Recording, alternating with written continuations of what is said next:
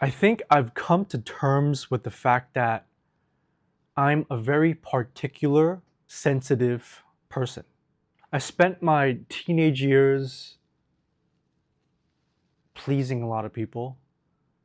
I spent my high school years putting on a tough guys, be it on the basketball court or hanging out with the bros, doing dumb shit to impress girls or to engage in fuckboy behavior growing up.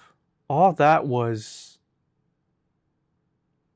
a journey to come right back to myself, the person that has been living there all this time, just that during specific times, during particular moments, it takes a backseat and something stronger layers on over and you lose yourself for quite some time. I found that in recent years, I reinstilled my reading habit. I was always a avid reader growing up. It's kind of embarrassing to say, but I read a lot of love novels growing up, fascinated by the emotional roller coaster that protagonists go on in the stories. And I still dream of romance, a deep partnership between you and your partner, an inseparable connection between the two of you. I also read a lot of history, fascinated by different parts of Chinese history. And I would just put myself in a room and just read. I was always a person who was rather creative, pretty expressive. And whenever it came down to an authoritative figure, suppressing that part of myself, the expressive, the non-withholding, the free part of myself, I protest and I fight back with all the might I have. You can't really change who you are. I'm very particular. I do think I'm highly sensitive to what people say, sensitive to diction, sensitive to tone of voice, sensitive to the people around me. And that's also a reason why I'm so enamored by the topic of status. Because status is a lens through which I navigate social relationships. Because a lot of times, because of that ingrained sensitivity towards things in general, I need to rely on something to navigate my social relationships. Or else I will just get overwhelmed with anxiety. As new environments, new people, it takes me a pretty long time to get accustomed to. And I also suppose that is also the reason why I had a mask for different people with different types of personalities growing up.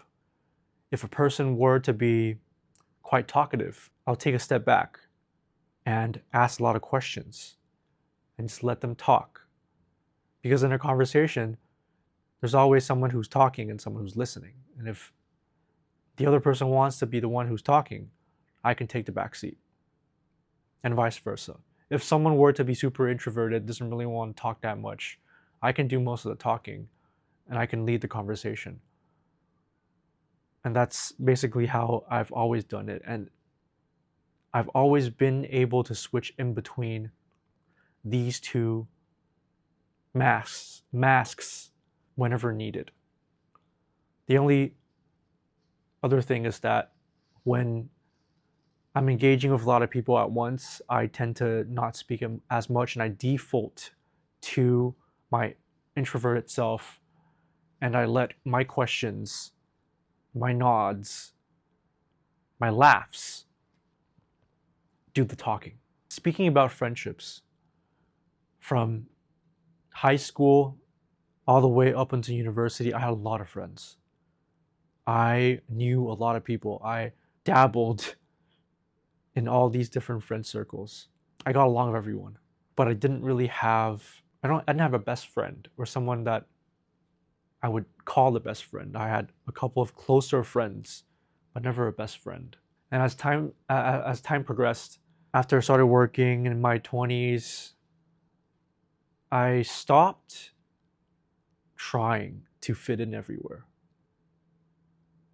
I started to revert back to who I really was.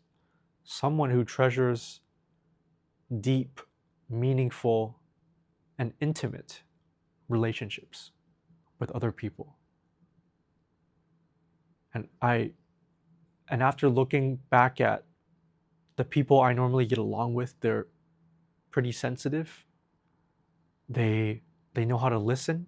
They are pretty nice and kind. For me, I'm mostly in between being extremely disagreeable and quite agreeable most days. The friends I hang out with are more like that. They're not pretentious. Although I talk about a lot of status related topics, my friends are quite down to earth, quite lovable individuals. And I've strayed away from people who are always trying to one up another. I've strayed away from people who always want to talk about themselves.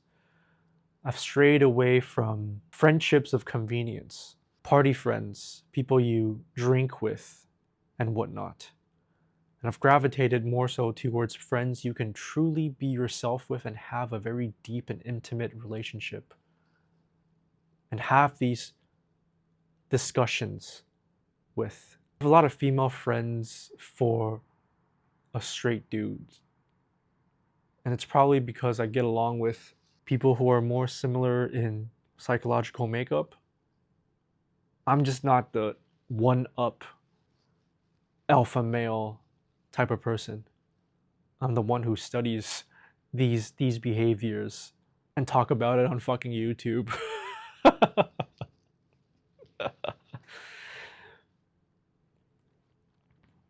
But most of my friends have been girls, and it's not that I don't have guy friends. It's that the guy friends that I do have, they can take a fucking joke. They don't take themselves too seriously, and they are able to share their emotions to a greater extent and talk about their emotions. Friendships are relationships where you can be absolutely vulnerable and not have a fucking care in the world about whether this person is going to take advantage of your vulnerability. And through vulnerability, you're able to decipher the differences between those who like you just for you and those who want you for something else. I do find myself to be quite particular, quite peculiar, a pretty weird individual. And oftentimes I'm quite socially awkward. Don't really know what to say. And the second after, I'm the most fucking sociable person in the world. Just a matter of circumstance of who I'm with, number of participants in a conversation. Just a really weird place to be, but it's just something that we have to accept. And that's everything I have for today. Bye-bye.